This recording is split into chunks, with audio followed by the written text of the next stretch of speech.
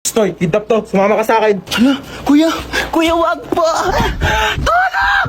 Kuya, ilabas mo ako dito. Madami pa akong pangarap sa buhay. Mahal ko pa buhay ko, kuya.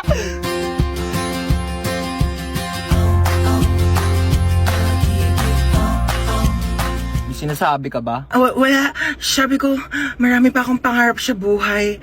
Isa ka na doon. Alam mo ba, kuya, mahal ko pa buhay ko. Pero parang mas mahal na yata kita.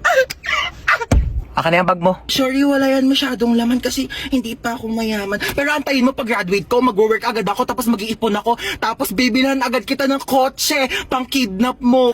Ano nga yan? Pwede tabi ako sa'yo dyan para ma-experience ko naman maging passenger princess. Sige, lumipat ka na. Hi, kuya.